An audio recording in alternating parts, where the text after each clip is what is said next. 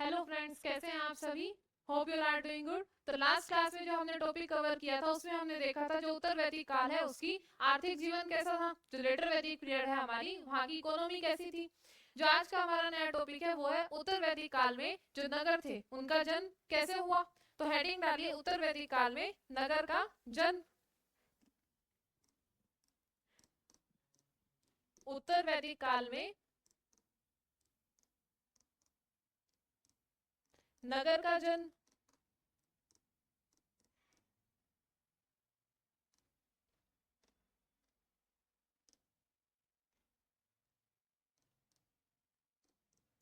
अगर उत्तर वैदिक काल की हम बात करें तो उत्तर वैदिक काल में हमने देखा था जो उत्पादन था वो बढ़ने लगा था।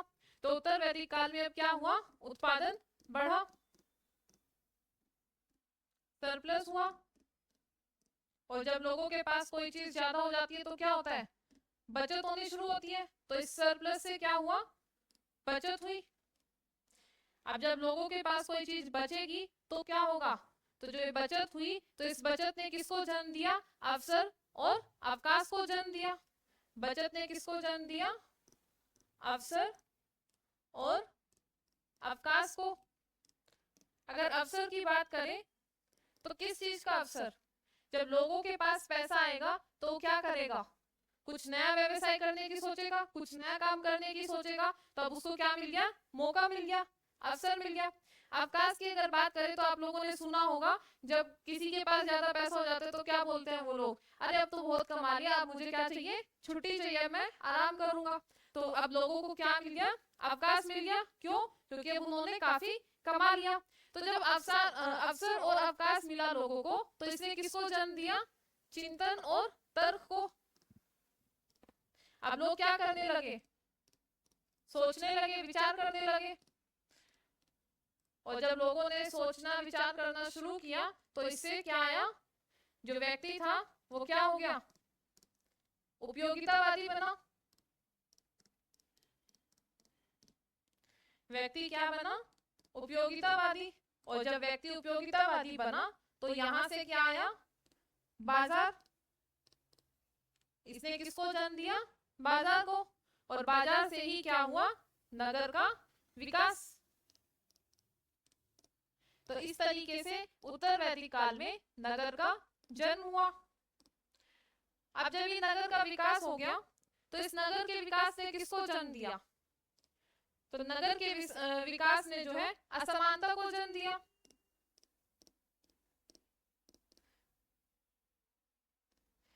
जब नगर का विकास हुआ तो असमानता बढ़ी।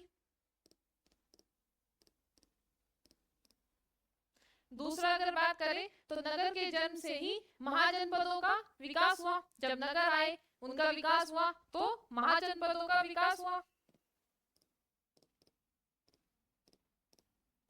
महाजनपदों का विकास।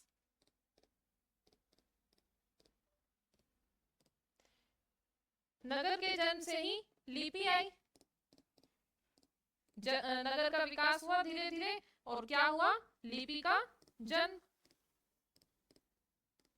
अब हमारे पास लिपि आ गई। और नगर के विकास से ही जो है, अगर हम मेजरमेंट की बात करें, जो बाट, वेट्स और मेजरमेंट, माप, बाट और माप का विकास।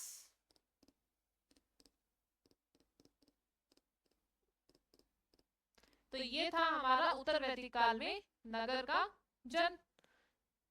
लिखिए इसको।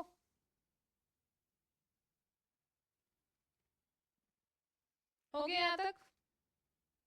जो हमारा अगला टॉपिक है वो है जो उत्तर वैदिक काल है उसका हमारा जो राजनीतिक व्यवस्था थी, जो हमारी पॉलिटिकल कंडीशन थी लेटर वैदिक पीरियड की, वो कैसी थी। तो अगली हेडिंग डालिए उत्तर वैदिक काल की राजनीतिक व्यवस्था।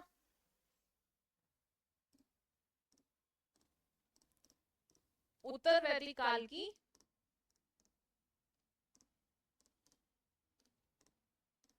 राजनीतिक व्यवस्था।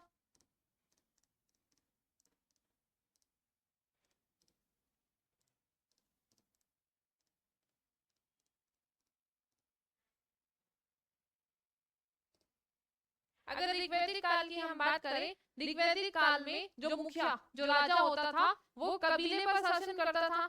अब वही राजा, वही मुखिया कबीले की बजाय उत्तर वैदिक काल में जो प्रदेश थे उन पर शासन करने लगा। तो फर्स्ट पॉइंट क्या जाएगा हमारा, ऋग्वैदिक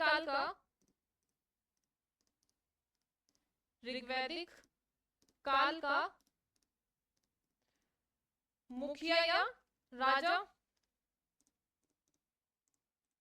कबीले पर शासन करता था, कबीले पर शासन करता था।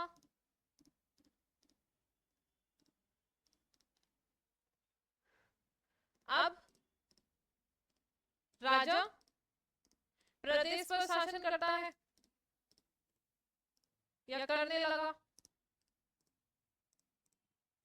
लेटर वैदिक पीरियड में जो राजा था वो किस पर रूल करने स्टार्ट हो गया, प्रदेश पर। और यहीं से हमारा क्या आया, राष्ट्र। राष्ट्र की अगर बात करें, जो राष्ट्र शब्द है ये प्रदेश का सूचक है। और जो राष्ट्र है, सबसे पहले अगर हम इसकी बात करें, इसका जो वर्णन हमें मिला है ये उत्तर वैदिक काल में ही मिला है। सबसे पहले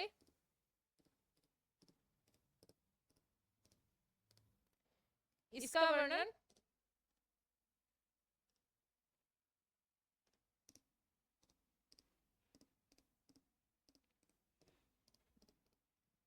उत्तर वैदिक काल में हुआ।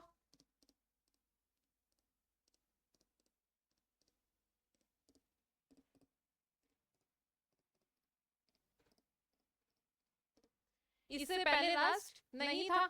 जो राष्ट्र आया ये कब बना, उत्तर वैदिक काल में, जो लेटर वैदिक पीरियड है।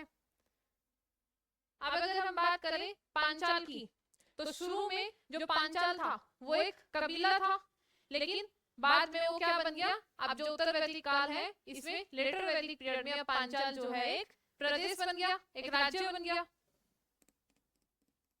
शुरू में पांचाल एक कबीले का नाम था, एक कबीले का नाम था। अब वह प्रदेश बन गया।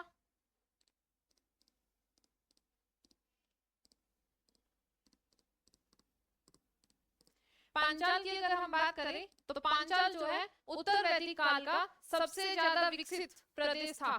और सतपथ ब्राह्मण में पांचाल को जो है, जो हमारा वैदिक संस्कृति है, जो वैदिक कल्चर है, उसका बेस्ट रिप्रेजेंटेटिव, जो हमारा सर्वश्रेष्ठ प्रतिनिधि है, वो किसको बताया गया है वैदिक कल्चर का, पांचाल को। तो अगला पॉइंट क्या हो जाएगा, पांचाल उत्तर वैदिक काल का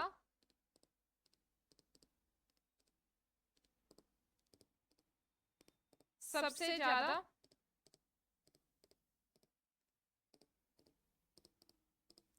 विकसित प्रदेश था।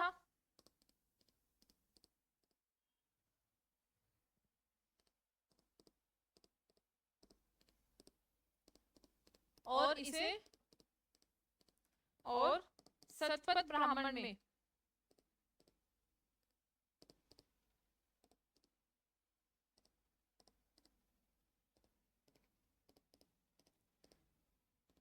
सतपथ ब्राह्मण में इसे वैदिक संस्कृति का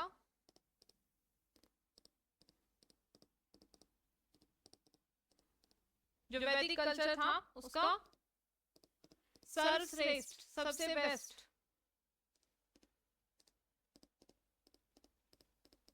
सर्वश्रेष्ठ प्रतिनिधि कहा गया।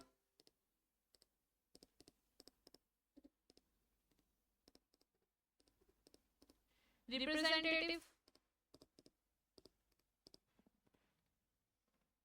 अब अगर हम इसके आज शासन के आधार की बात करें तो उत्तर वैदिक काल में जो शासन का आधार था वो क्या था, राजतंत्र।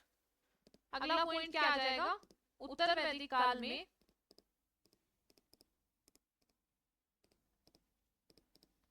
उत्तर वैदिक काल में राजतंत्र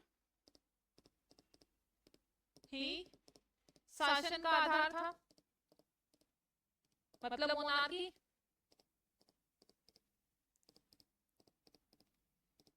लेकिन हमें कहीं कहीं पर जो है गणतंत्र भी देखने को मिलता है। गणतंत्र का उल्लेख भी हमें उत्तर वैदिक काल में मिलता है। गणतंत्र की अगर बात करें तो रिपब्लिक, परंतु कहीं कहीं पर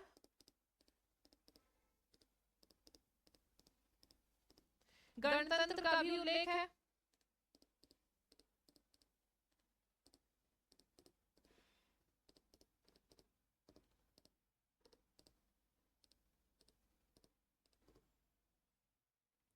हो गया यहाँ तक। आगे अगर बात करें तो जो हमारा उत्तर वैदिक काल है इसमें परीक्षित को जो है मृत्यु लोक का देवता कहा गया है। तो अगला पॉइंट क्या हो जाएगा हमारा,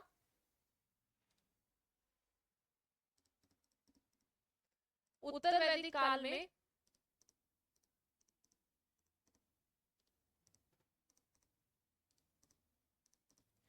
परीक्षित को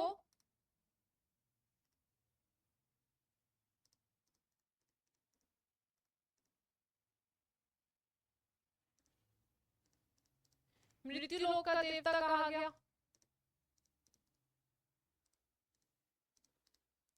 मृत्यु लोक का देवता कहा गया।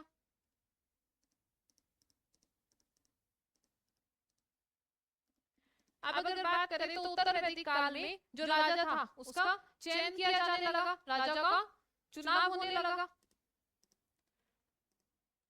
उत्तर वैदिक काल में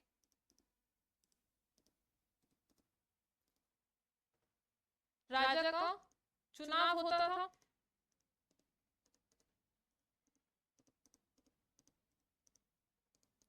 और चुनाव की अगर बात करें, जो राजा का चुनाव था ये कौन करता था, समिति। राजा का चुनाव कौन करेगा,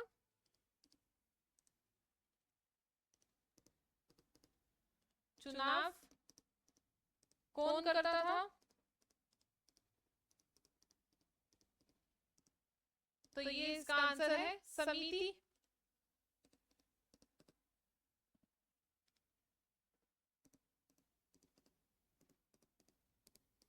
जो हमारी राजनीतिक संस्था थी, जो समिति थी, ये राजा का चुनाव करती थी। अब राजा के चुनाव के बाद राजा का राज्याभिषेक होने लगा। अब क्या हुआ, राजा का राज्याभिषेक। चुनाव के बाद राज्याभिषेक होने लगा।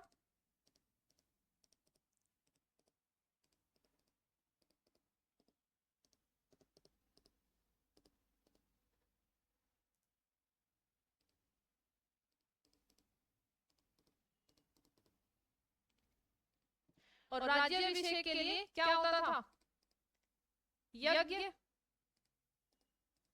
और यज्ञ की अगर हम बात करें तो राज्याभिषेक के लिए कौन सा यज्ञ था हमारा, राजसूय यज्ञ।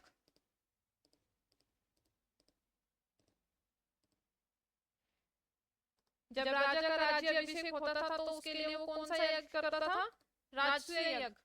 तो राजसूय यज्ञ करने के बाद राजा जो है राजगद्दी पे बैठता था, उसका राज्याभिषेक होता था। अब राजा बन गया। राजा बनने के बाद क्या होगा, राजा अपना शौर्य प्रदर्शन करेगा, अपनी शक्तिशाली होने का प्रमाण देगा। तो उसके लिए अब राजा क्या कराता था, वाजपेयी यज्ञ।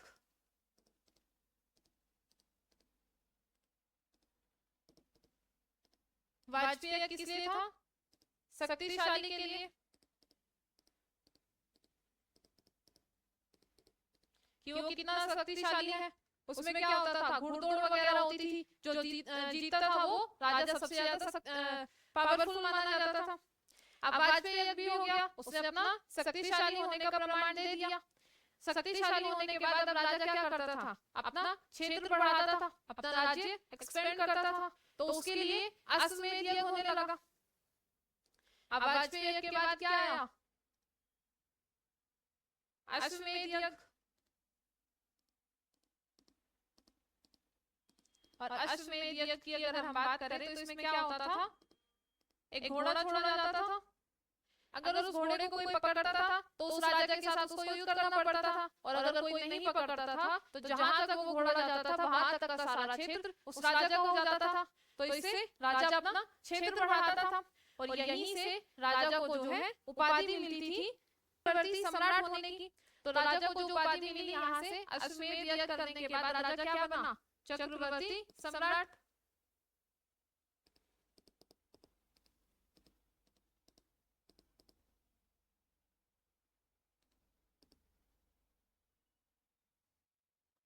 तो ये था हमारा राजा के यज्ञ का कंसेप्ट। अब राज्य अभिषेक करने के बाद जो राजा था वो अपने 12 अधिकारियों के पास जाता था जिनको रत्नी कहा गया। तो अगला पॉइंट क्या हो जाएगा, लिख लें यहाँ तक।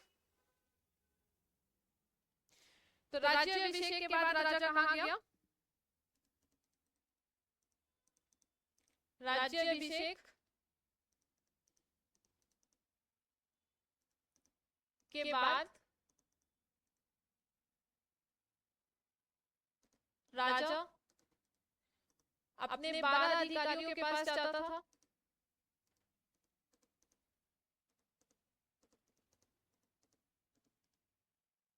अधिकारियों के पास जाता था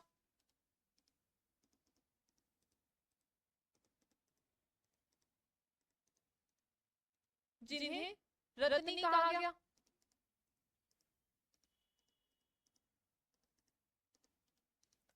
और इसी को जो है रत्न हविषी यज्ञ कहा गया। इसे ही रत्न हविषी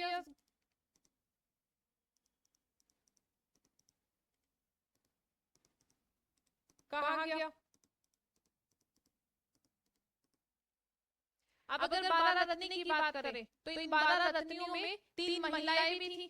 तो अगला पॉइंट क्या आ जाएगा, इन 12 रत्नी में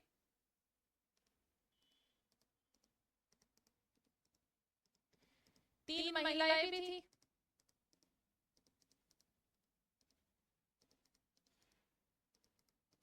और महिलाओं की अगर बात करें तो पहली थी राजमहिषी, जो रानी थी उसको राजमहिषी की उपाधि दी गई। दूसरे की अगर बात करें तो परिवृता, और तीसरी थी बबीता। ये दोनों जो है हमारी ये महिला अधिकारी थी। तो ये 3 महिला अधिकारी थी जो रत्नी थी। अब अगर हम रत्नी की या राज्य अभिषेक की बात करें तो जो हमारा रत्नी था इसका जो वर्णन हमें कहाँ पर देखने को मिलता था, रत्नियों का जो वर्णन है ये हमें तैत्तिरीय और शतपथ ब्राह्मण में इसका उल्लेख मिला। और जो राज्य अभिषेक है इसका जो उल्लेख है ये ऐत्रेय ब्राह्मण में मिला। तो अगला क्या हो जाएगा, रत्नी का वर्णन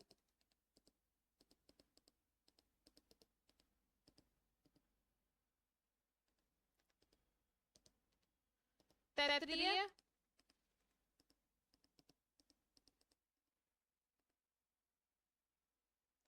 और शतपथ ब्राह्मण में है।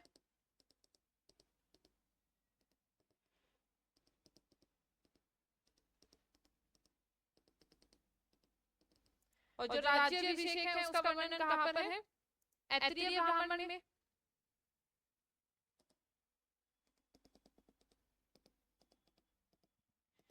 राज्य अभिषेक का वर्णन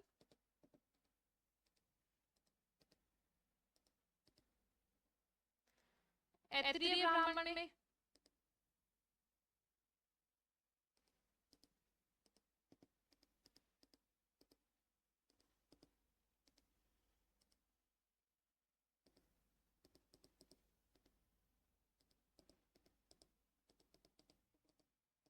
लिख लें यहाँ तक।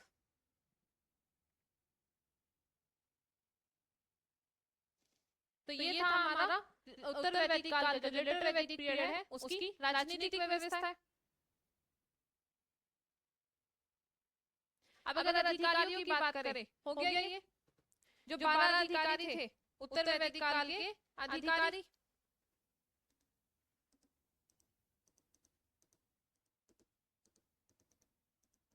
उत्तर वैदिक काल के अधिकारी।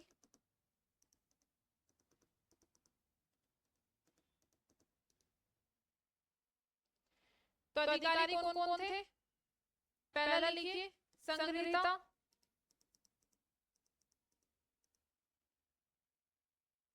दूसरा हमारा उत्कार,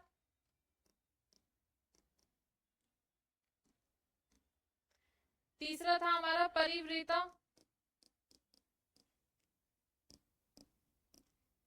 प्रतिहार,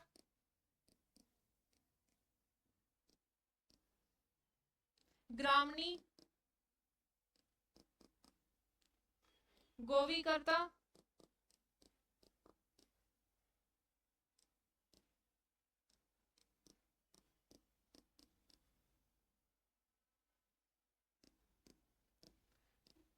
बागदूत,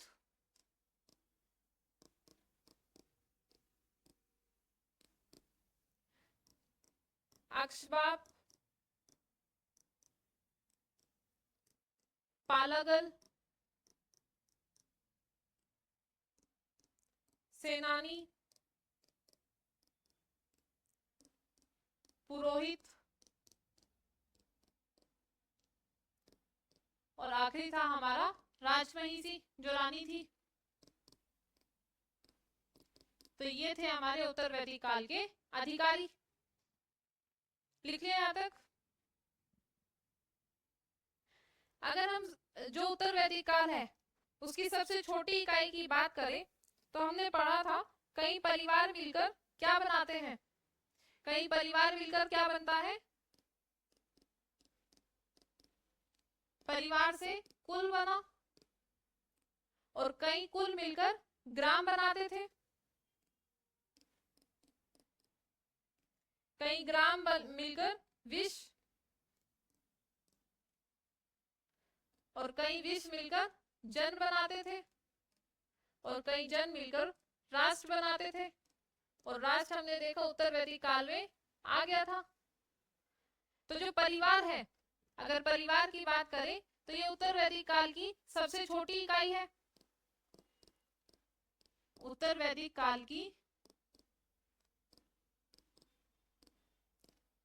सबसे छोटी इकाई।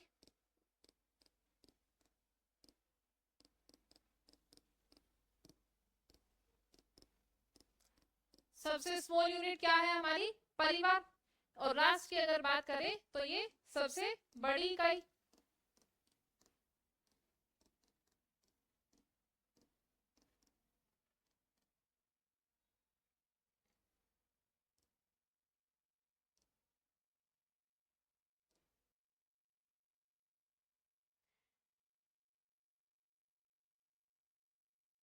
तो ये तो हुआ हमारा सबसे छोटी और सबसे बड़ी इकाई।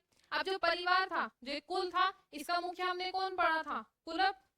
जो परिवार और कुल था इसका मुखिया कौन था? कुलप। और ग्राम का मुखिया ग्रामणी। ग्राम का मुखिया कौन था? ग्रामणी। विश्व का मुखिया विश्वपति।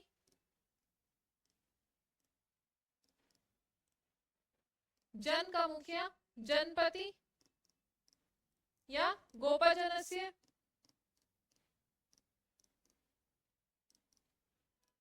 और जो राष्ट्र था इसका मुखिया कौन था? राजा। और जो राजा था उत्तर वैदिक काल में, अब इसने कई सारी उपाधि धारण कर ली थी, जैसे राजाधिराज, महाराजाधिराज। तो ये सारी उपाधि जो है अब राजा लेने लगा था, यज्ञ करने लगा था। जैसे हमने अभी देखा अश्वमेध यज्ञ के बाद राजा क्या कहलाता था? चक्रवर्ती सम्राट। तो इसी तरीके से उत्तर वैदिक काल में जो राष्ट्र का मुखिया था, जो राजा था, उसको कई उपाधियों से जाना जाने लगा। हो गया यहाँ तक? लिखिए इसको।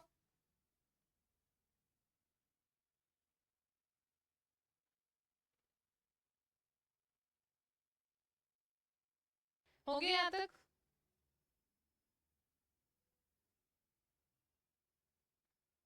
तो अगला जो हमारा है, अगला टॉपिक है उत्तर वैदिक काल का धार्मिक जीवन। तो नेक्स्ट हेडिंग डालिए उत्तर वैदिक काल का धार्मिक जीवन।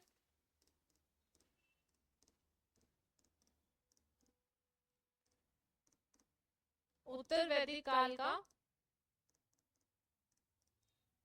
धार्मिक जीवन, रिलीजन ऑफ लेटर वैदिक पीरियड। अब जो उत्तर वैदिक काल का धर्म था, इसका जन्म दो रूप में हुआ। तो फर्स्ट पॉइंट क्या आ जाएगा, उत्तर वैदिक काल में धर्म का विकास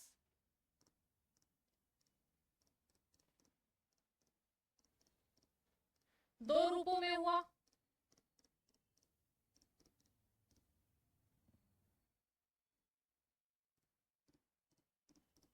अब दो रूप की अगर हम बात करें तो कौन कौन से दो रूप में हुआ, परंपरावादी के रूप में और दार्शनिक रूप में।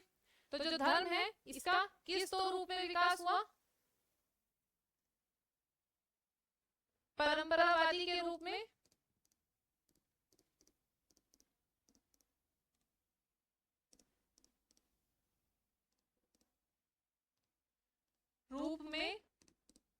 विकास,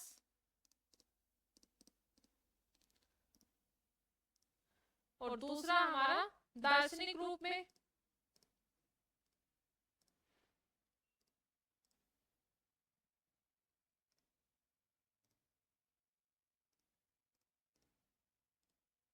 दार्शनिक रूप में विकास।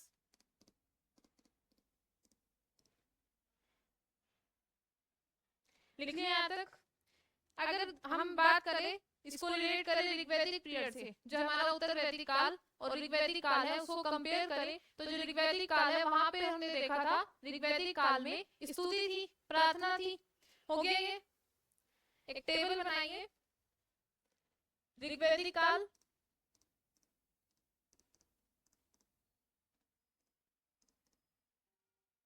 और उत्तर वैदिक काल।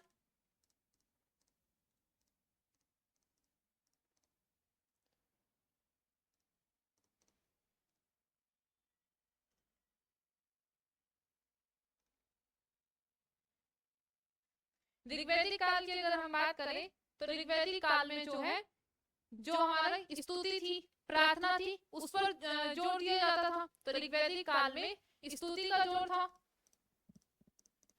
स्तुति पर जोर, प्रार्थना पर जोर।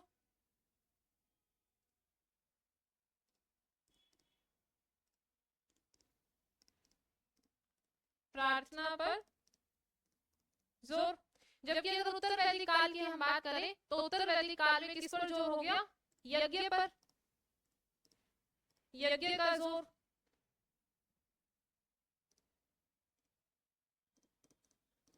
और कर्मकांड पर।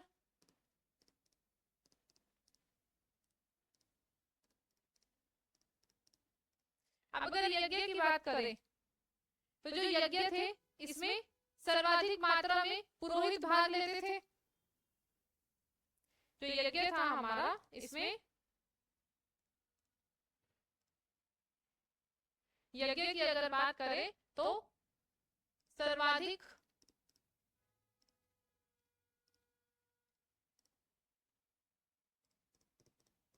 मात्रा में पुरोहित भाग लेते थे।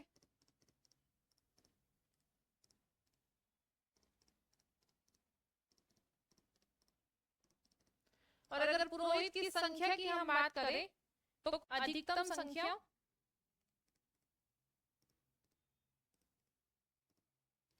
पुरोहित की कितनी थी, 17।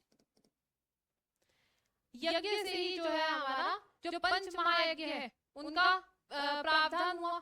यज्ञ से ही पंच महायज्ञ का प्रावधान हुआ।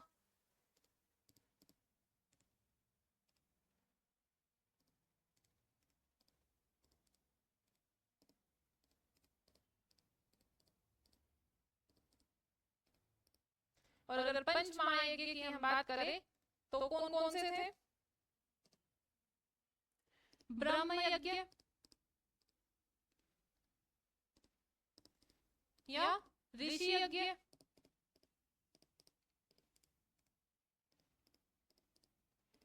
दूसरा है हमारा देव यज्ञ,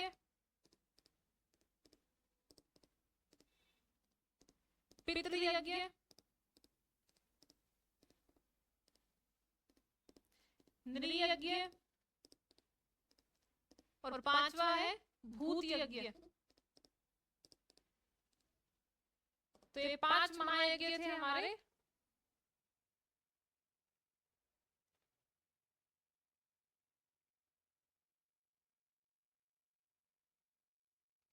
हो गया यहाँ तक? तो अगर डिटेल में हम बात करें पंच महायज्ञ की, तो पहला है ब्रह्म यज्ञ। इसमें लिखिए, शिक्षक ने हमें जो ज्ञान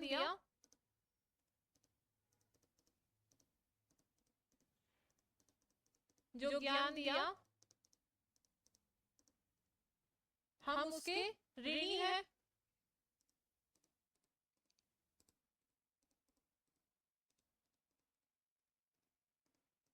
और इसका ऋण चुकाने के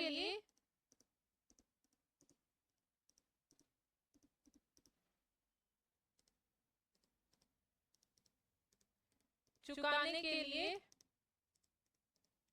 हम प्रतिदिन यज्ञ करेंगे या प्रतिदिन दान करेंगे।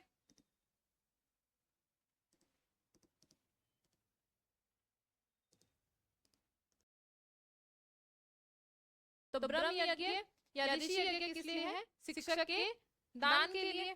दूसरा है हमारा देव यज्ञ।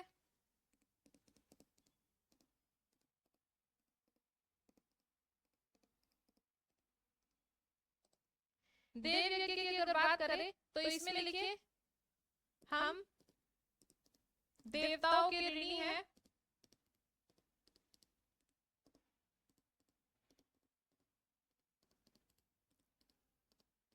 कि उन्होंने हमें गर्भ से अब तक सुरक्षित रखा।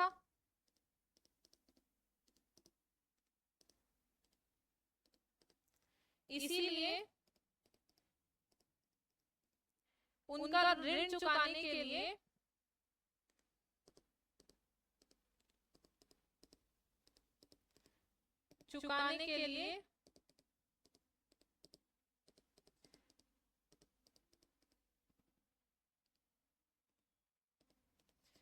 हम प्रतिदिन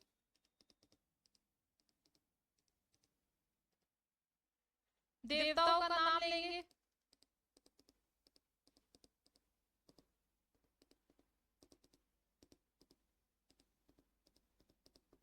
और यही है हमारा देव यज्ञ।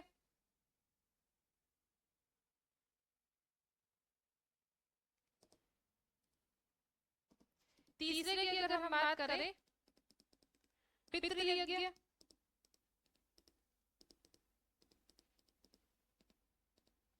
तो जो हमारे पूर्वज हैं उनके लिए हम जो भी दान करते हैं, उनको जो भी अर्पण करते हैं, उसी को क्या कहा गया है? पितृ यज्ञ कहा गया है।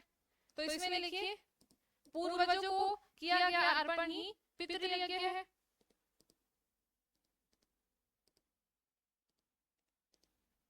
पूर्वजों को किया गया अर्पण ही पितृ यज्ञ है।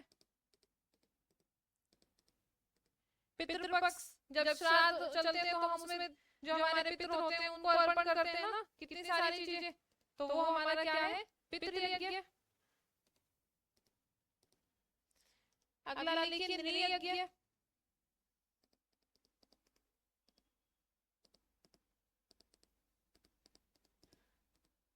नृयज्ञ की बात करें तो हमारे घर जो अतिथि आते हैं, जो मेहमान आते हैं, जो गेस्ट आते हैं, उनके सत्कार को ही क्या कहा गया है? नृयज्ञ कहा गया है। तो नृयज्ञ में लिखिए, अतिथि के सत्कार को, जो गेस्ट है, अतिथि का सत्कार ही नृयज्ञ है। मतलब पहले गेस्ट को कितनी इज्जत दी जाती थी कि जो उसका सत्कार है उसको एक तरीके से क्या माना जाता था, यज्ञ के रूप में माना जाता था। और लास्ट है हमारा भूत यज्ञ।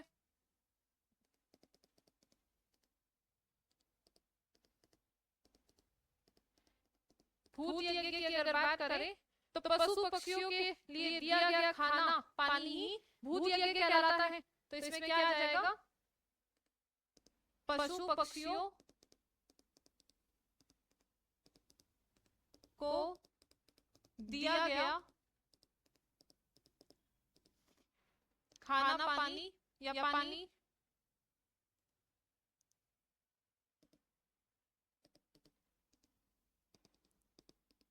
पानी ही भूत यज्ञ है। तो ये थे हमारे पंच महायज्ञ। हो गया यहाँ तक?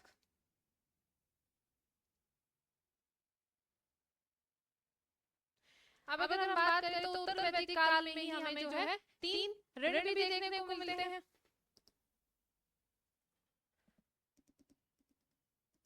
उत्तर वैदिक काल में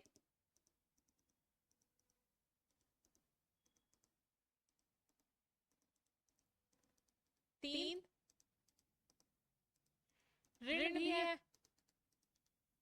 और अगर ऋण की हम बात करें, जो ये 3 ऋण हैं, ये कौन कौन से हैं हमारे? ब्रह्म ऋण या ऋषि ऋण, पितृ ऋण और देव ऋण। तो ये 3 ऋण हैं जो हमें उत्तर वैदिक काल में मिलते हैं। और जो यज्ञ और जो हमारे पंच महायज्ञ थे या उसके अलावा जो यज्ञ थे या ऋण थे, इन सब की वजह से ही उत्तर वैदिक काल में जो ब्राह्मण पुरोहित थे उनकी जो स्थिति थी वो क्या हो गई थी, सबसे ऊपर आ गई थी।